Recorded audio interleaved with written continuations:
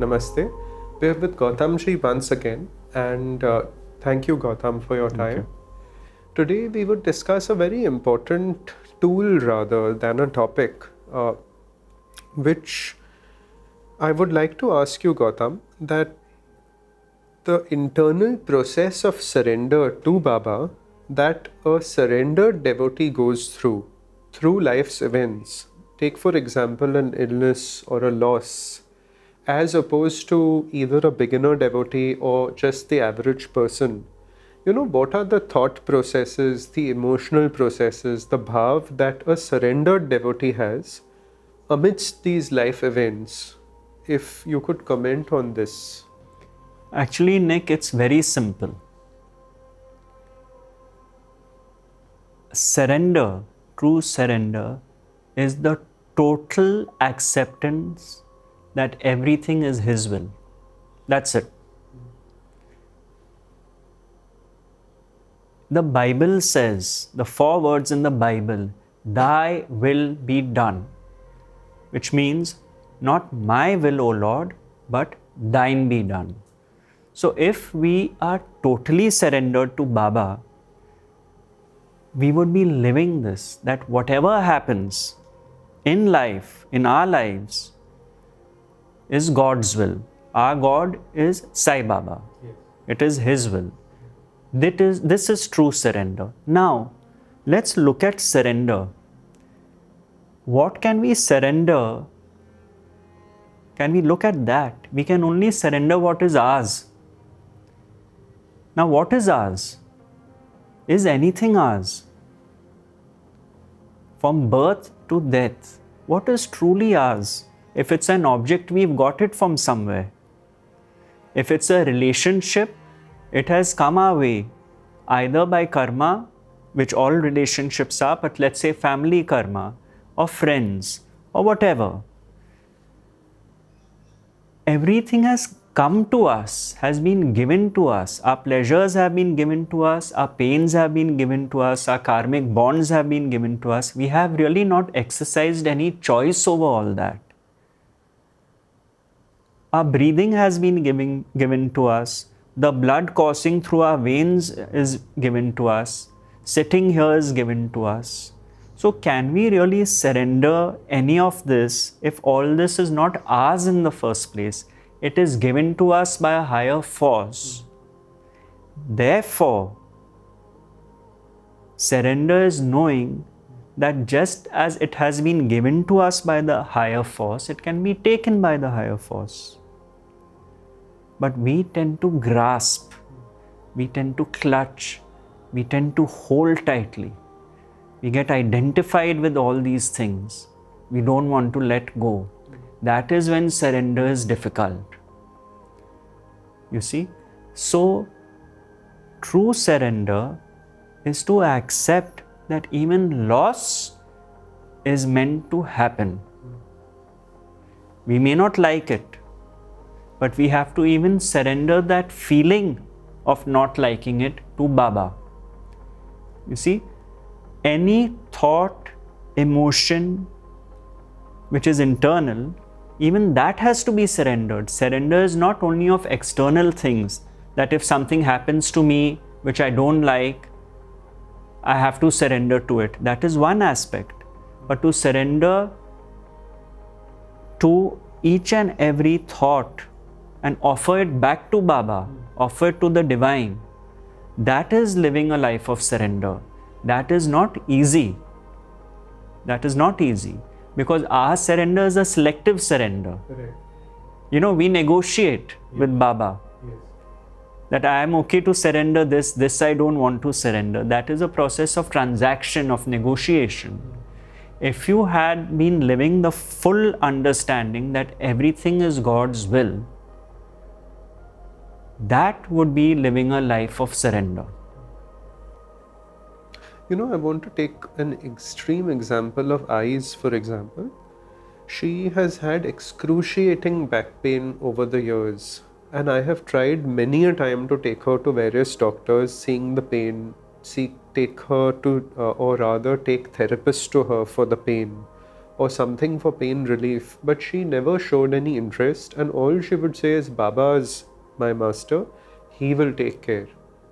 So I used to notice there was no fear there was no resistance in her at all, there was total trust, and that trust is love for me, for Baba. That it was so intense that she would almost not notice the pain. Everyone else would be like, oh, it's so bad. Yes. And I felt if you can take her internal process and say, I don't expect everyone, it will not be easy for everyone to go to that level of surrender. But if they can at least take pointers from either Ai's example or many others that say we can probe at, that what are the internal minor processes that go on within a devotee during a time which is tough? For example, Hema Ma, recently her daughter had dengue and I was in contact with her on the phone. And I would notice she was doing what was needed on the outside, like taking the daughter to the doctor and all of that. But internally there was no turbulence. She has said, this matter is at Baba's feet. He knows what is best. So I felt if we can take this dialogue, just for devotees to look into the minds and being of these devotees, so they can take something into their own lives and apply it. Yes. Now, I think we should use this example and one which is a more generic example. Yes. Because you have mentioned two staunch devotees of Baba, right? Now, why are they able to deal with these situations? Is because they have the total acceptance that whatever happens is as per his will. Yes. So, I, for example, has the acceptance that if the body is meant to survive, it will survive. Yes. If it is not meant to, that is Baba's will. She is not attached to wanting to survive. You see, when one is not attached to that, then you are fine with what happens, right? Similarly, let's take Hema Ma. Of course, she will think like a mother. Her child is suffering from dengue. It's not that she will live like a zombie because she has full surrender that what has to happen will happen.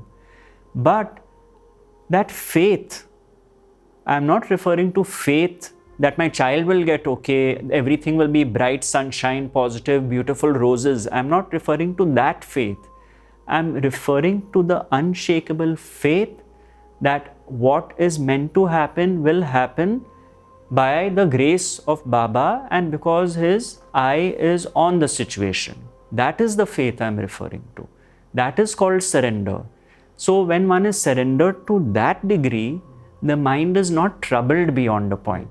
You see, the mind is still free compared to ordinary minds because the degree of surrender is that Baba himself has told devotees who were around him when he was alive that I cannot remove your suffering, but being near me will dissipate it. He himself has said that, you see, because sometimes we have to go through our karmic blueprint and our journey of life. But the grace of the Guru makes that journey simpler. There was one devotee, I remember, who lost a child who was with Baba. I don't remember the name of the devotee, but it was the same thing. Baba told him that, look, your child was meant to go. At that time, his karma was finished. But you being near me, you will find it easier to deal with the loss than if you were not under my shadow. You see?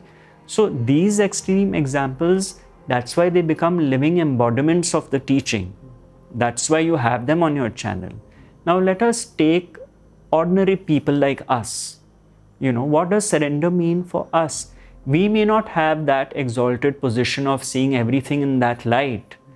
What happens? Some of us may have more fear. We are fear-based, right? So we may fear a situation and an outcome. What can we do? We can surrender that feeling of fear also to Baba. That Baba, look here, fear is arising. I am built that way. Maybe my conditioning, what life taught me when I was young, when things were taken away, my parent was taken away when I was young, it led to fear in life. So I am in this situation. I know it's inevitable. There's going to be something happening. Fear is arising and I offer that fear also to you because it is not my fear. Fear is happening. So I'm offering that fear too at your feet in the hope that I'm able to handle that situation better and my fear better. Because if I could handle it, then that would mean I don't need you. But I need you to even handle that. That is why they say to offer every thought, every feeling, every emotion to the feet of the Master. That is what is surrender. True surrender is the surrender of the sense of doership. That I did something.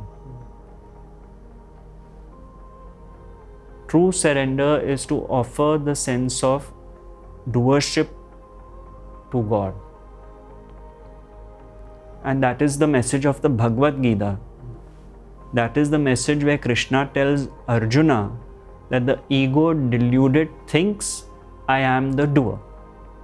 So that sense of doership has to be offered. That Lord, you are the one doing everything, including what is going on within this body-mind organism. It is all your doing. To offer that at the feet of the Lord is true surrender. Could you share a prayer, for example? By prayer, I don't mean the prayer people identify with, but a prayer as a process that, say, if someone is in a difficulty, whether it is loss of money or whatever, like you could, for example, pray to Baba that, Baba, only you know what is best for me. Please give me the strength to face this situation with dignity. And you're not asking Baba to change the situation, but give me the strength to accept it fully and see what is best for me or whatever. Could you give some certain prayers or certain things so one could rather do that inside than go reactive or get, where there is some fear that arises? How do you leave it at Baba's feet? You see, the genuine prayer, according to me, is one which you are not asking for something specific, because we never know what is good for us in the first place, right? Now, my teacher would say that the true prayer is a prayer of gratitude which arises from the heart. For all that God has given you, we tend to focus on what is not given, what is taken away. But what about what all has been given to you? Your life has been given to you. Should not a prayer of gratitude arise for that itself?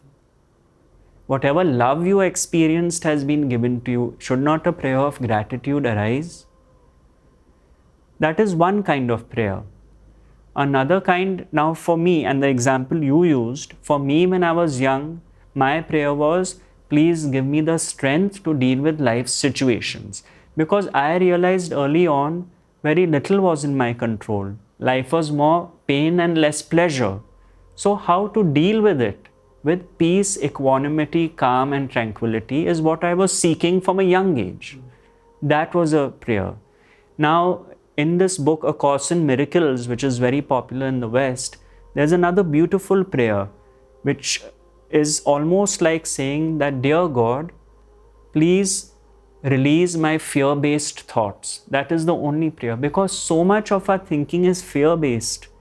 I want me to survive, me and my story, which is all fear-based. Why? Because I don't want to die, which means the ego does not want to die.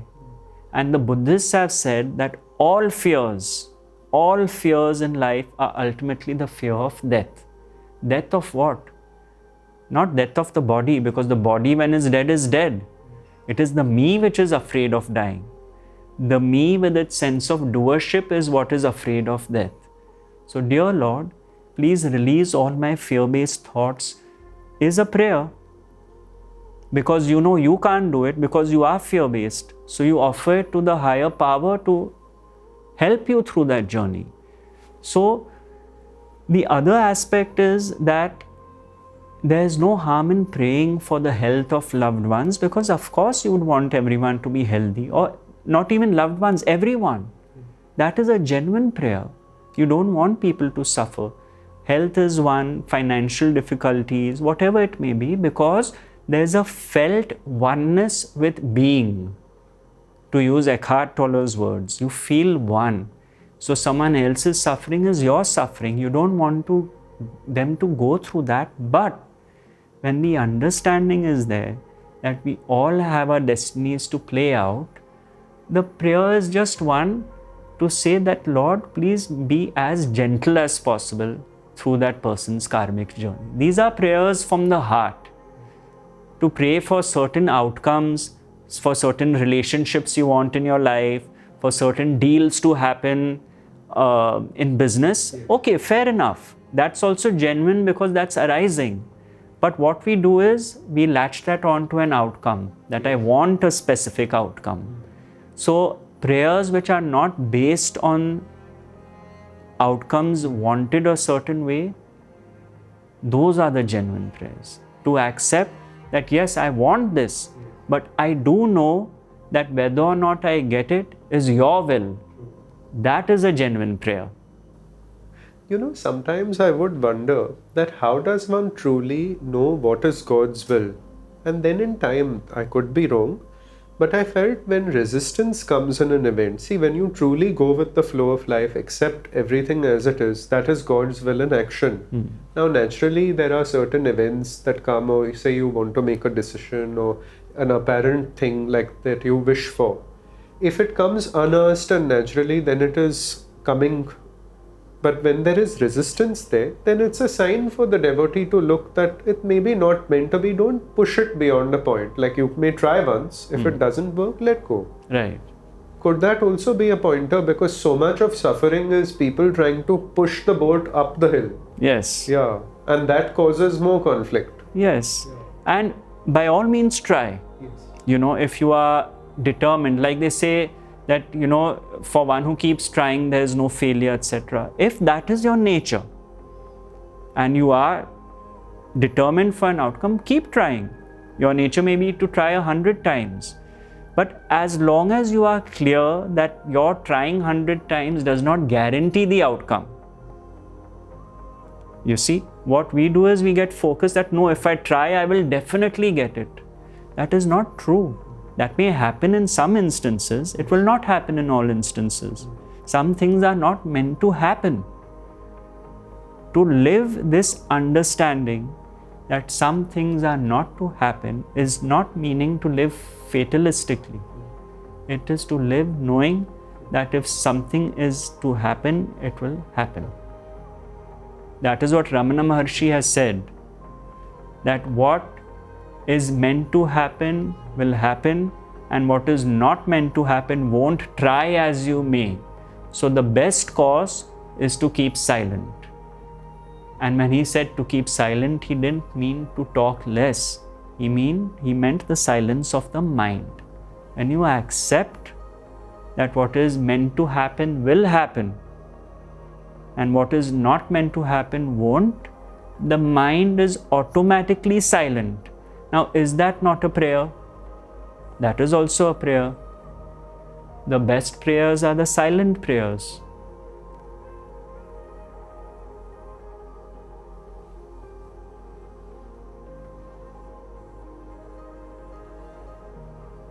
To wish peace for all is a beautiful prayer because you are no longer focused on only me. For all, that is a prayer.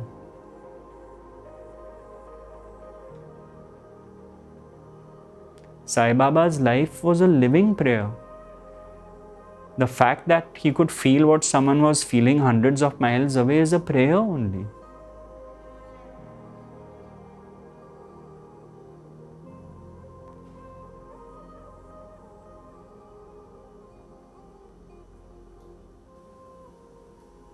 Over time, having met devotees like I and ones who have surrendered to Baba fully, one thing I felt, Gautam, is that in their lives, see, the karmic journey of what is meant to happen to the body on the outside is the same.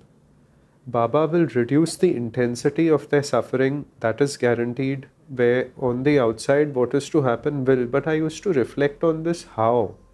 And what I see, like in I's case, the pain of the body is there. It could have been with any devotee with the same karma. But because she is totally surrendered to Baba, the love for Baba is so intense that her level of consciousness is merged into him, that when the event is happening, the painful event, her level of consciousness Baba raises to such a level that it is just an apparent like drama, so to speak, that happens. Whereas in an unsurrendered person, the average person, they get totally pulled into the experience.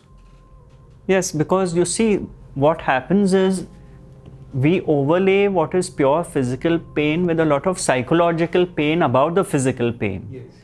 The surrendered devotee does not do that. Yes. So it is just pure pain which they are dealing with. Yes. Pain in the moment. We have built a huge monument and story about that pain. That inflates our suffering. That inflates our pain. We ask questions, we try to reason it out, we get caught in the wheels of the story of the pain. To be surrendered means, like you said, to accept that the pain of the body is there and it will take its course. But even transcending that, when you are so absorbed in Baba that you transcend the consciousness of the body by His grace to a certain extent or to a total extent, where on the outside it will look to the observer that this person is suffering, but they are so absorbed in Baba, and I think this is the final state of freedom then, where then what happens is you're free of the link to what is happening. That is when you are not identified with the body anymore. Yes. You see, when that level of identification goes away, you don't feel the pain of the body. Yes. But let's not forget that the pain will make you cry out in pain. Yes. Even Ramana Maharshi with cancer cried out with the pain. But there was no identification with the pain. You see, so it is rare that you will not feel the physical pain. And yes, masters and siddhas have that. Yes. Let's take Sai Baba himself. He did a practice called Khandamanda Yoga, which involved cutting off the limbs of the body and offering it to the fire, which was actually a test of the yogis, especially in the Aghori sadhana, to see how identified or disidentified you were with your own body. And what would happen through that process, because fire is purity, as a result of that act, it would regenerate the limbs. And people saw this happening, from what I have read with Sai Baba, that he would put his limbs in the fire and they would grow back, to prove to themselves that there was no identification left with the body. So these are extreme examples. But for us common people, even if we are not able to transcend the pain by going into states of samadhi, etc., just the fact that our minds are not involved in the pain as a big story, and we have totally surrendered and accepted that this is there because it is Baba's will and he has to take care of it. We may still feel the pain, but the drama with the pain is finished. And you've used the classic example of eye for this. Yes. That is what has happened. Yes. And if, by all means, if she no longer even feels the physical pain, that means, as you said, her consciousness has reached that level of disidentification from the body. She does feel the pain, but Yeah. I meant something slightly different, where she's so absorbed in Baba that she doesn't notice it, that even through the pain, the love for Baba and Yes. that faith is so immense Yes. that it overrides all of this. This is Correct. just like a play which, as she says, Beautiful. the body is meant to, it will happen. And Beautiful. nobody can be spared of it. Yes, it's a free mind. Yeah, absolutely. It's a free mind. Yeah. As Ramakrishna Dev said, he said, suffering is of the body, none can escape it. Yeah. Yeah.